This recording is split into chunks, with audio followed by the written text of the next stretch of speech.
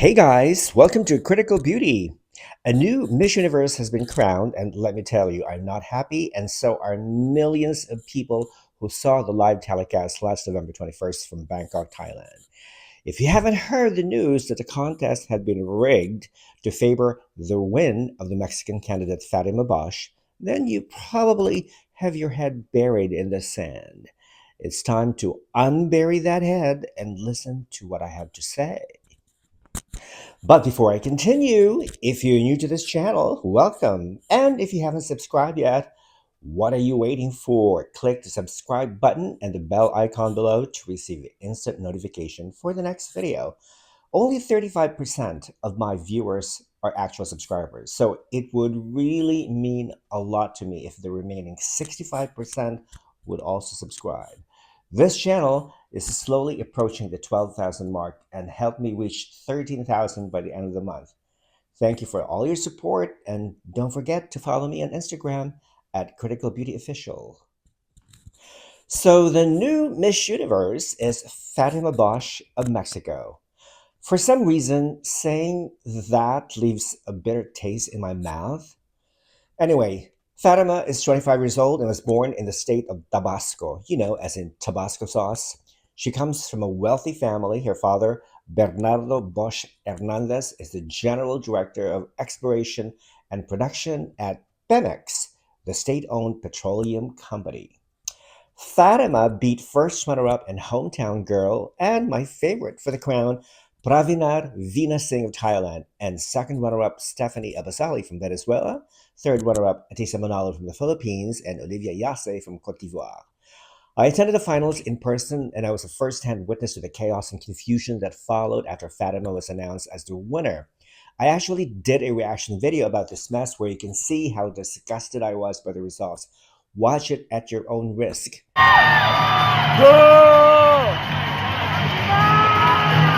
Rig! This is rig! Rig! Congratulations.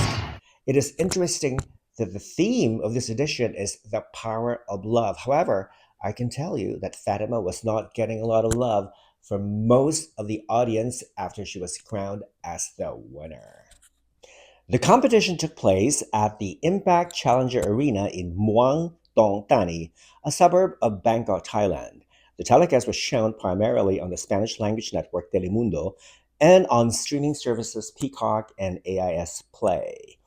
Many fans were not happy that it wasn't streamed live from YouTube or Facebook, and that a week after the live telecast, the full show was eventually uploaded to YouTube on various pageant and entertainment channels. Originally, over 122 contestants were supposed to compete, but because of the withdrawals and no shows, the final roster ended up lower than initial lists.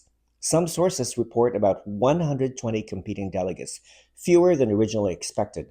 During the actual telecast on November 21st, only 118 contestants appeared on stage. Miss Albania competed in the preliminaries, but she was absent during the finals and disappeared mysteriously. Miss Iceland and Miss Jamaica did go to Thailand, but Iceland, Helena O'Connor had to withdraw because she got very sick, and poor Miss Jamaica, Gabrielle Henry, had suffered a serious fall and had to be hospitalized and did not recover well enough to compete in the finals.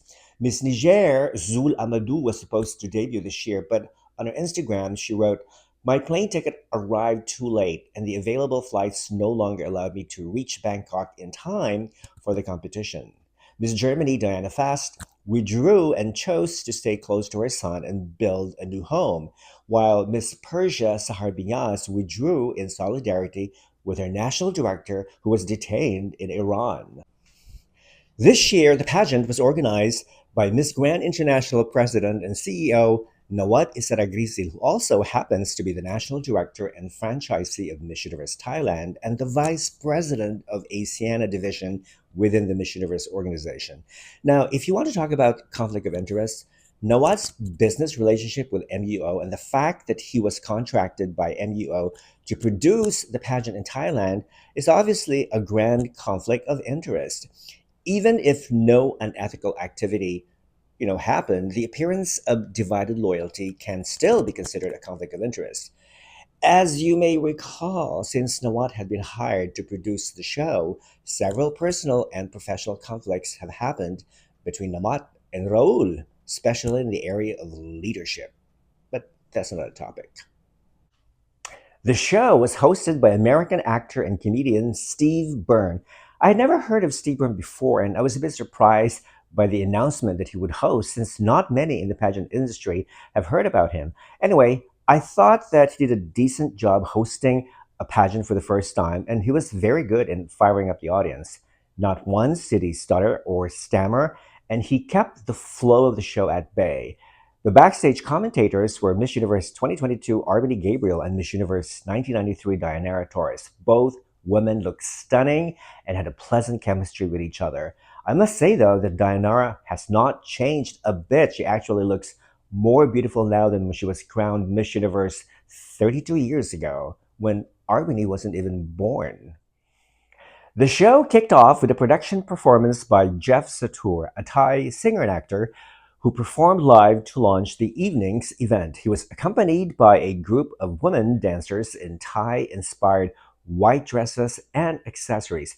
I thought the opening act was a little subdued compared to the opening act by Nemo during the 2018 show held in Thailand.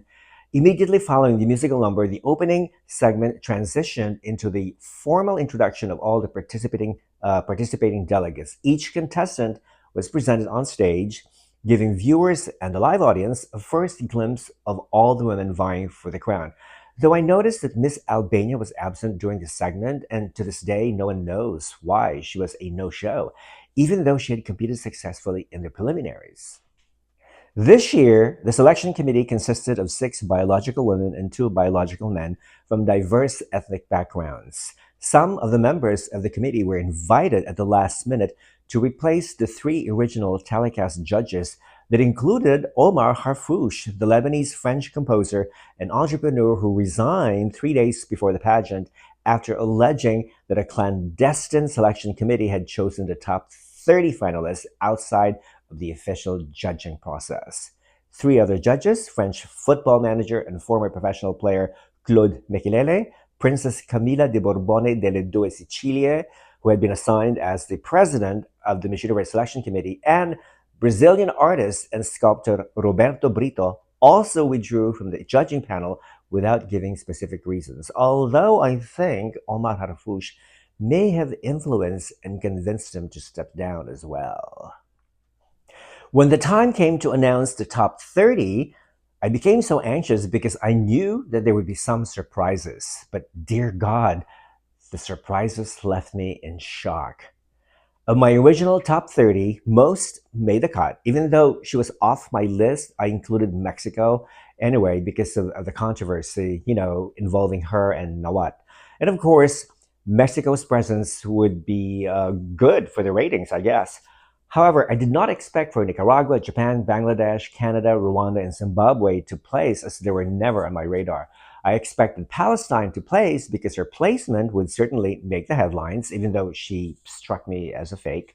And imagine the shock on my face when front runners and more beautiful contestants like Ecuador, Turks and Caicos, Curacao, Belize, and Portugal did not advance, much to the dismay of many fans. Anyway, the top 30 included a broad mix of countries from different continents.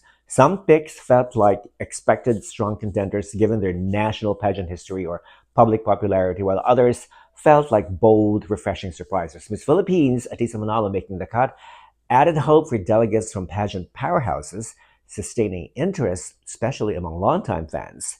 Now, the unexpected picks certainly added tension and excitement and gave lesser known contestants a real shot at visibility and success. The top 30 competed in the swimsuit segment shortly after the initial introductions. This round tests poise, confidence, physical fitness, stage presence, and charisma under pressure. Each contestant wore a swimsuit representing her personal style or national aesthetic, often paired with subtle accessories to complement her look. The stage production was vibrant and theatrical, with dynamic lighting, large LED backdrops, and music synchronized to each contestant's walk, giving the impression of a high energy, glamorous showcase. The contestants brought a limited range of body types. I said limited because they were all slender and svelte, and their own signature walks. A few contestants seemed to blend into the background because of similar walking styles or swimsuit designs, making it harder for them to stand out. In this segment, the ones that I think performed well were Cote d'Ivoire, Puerto Rico, Miss Universe Latina, Colombia, Philippines, and Guadeloupe. Following the swimsuit round, the top 30 were reduced to top 12. This list would have been so much more justified if Mexico hadn't made a cut. I mean, seriously, after watching her during the preliminaries and in the finals, I still do not understand how she made it this far, considering that her swimsuit walk was stiff and lacked impact. I probably would have replaced her with either Miss Universe Latina or even Miss Brazil. From here on, I was beginning to question what the judges were thinking, or that maybe, just maybe, that Mexico would eventually make the top five as a publicity stunt and nothing more. But I guess I was wrong. The top 12 would then compete in the evening gown segment, a defining stage where elegance, sophistication, and stage presence are paramount.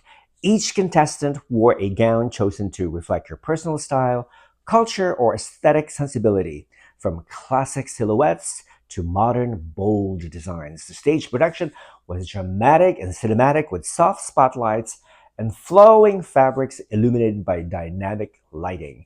The only element I didn't like was the background music, which was the official theme music used to promote the pageant. It was played on stage by an orchestra on their feet playing string and wind instruments.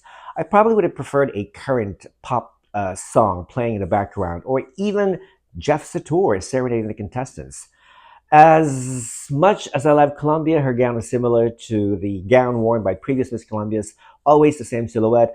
China definitely brought the A game with her, with her oozing confidence and sophistication. Now, in this segment, the girls that impressed me the most were Philippines, Cote d'Ivoire, Puerto Rico, Guadeloupe, Thailand, and Chile. When it was time to announce the top five, the whole arena was stunned when Mexico's name was called. I gasped and I looked at Miss Puerto Rico's national director sitting to my right. I mean, she was so disappointed that her girl did not make the top five. During the commercial break, I told her that this pageant is rigged for Mexico, although I still was not sure if Mexico was going to take it all. I was already feeling something dramatic was about to happen. To show their communication skills, each of the top five contestants had to compete in a two-part question and answer segment. The top five Q&A is the final, most crucial segment of Miss Universe, testing contestants' intellect, composure, communication skills, and ability to handle pressure. In the first part, the finalists had to pick an envelope from a box with the judge's name in the envelope. For me, Cote d'Ivoire delivered a powerful, emotionally resonant answer emphasizing resilience and social responsibility. Her question was: education today focuses on knowledge, but not always on emotional skills. What emotional skill do you think should be taught to every child in school and why? Her answer: as a woman who has a foundation on education, I think it is important that we teach young girls to love themselves. That is why my slogan is Assume Your Identity. Because if you love yourself, if you have confidence, you can walk into this world and you can shine. So I want every young man and every young woman to love yourself first.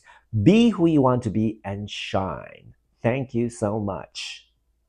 Now, compare her answer with Mexico's, whose question was: what are the challenges of being a woman in the year 2025, and how would you use the title of Miss Universe to create a safe space for women around the world? Her response: for your question, as woman, as Miss Universe, I will put my voice and the power in the service of others because nowadays we are here to speak up, to make change, and have everything because we are women. And the brave ones to stand up are the ones that will make history. Thank you.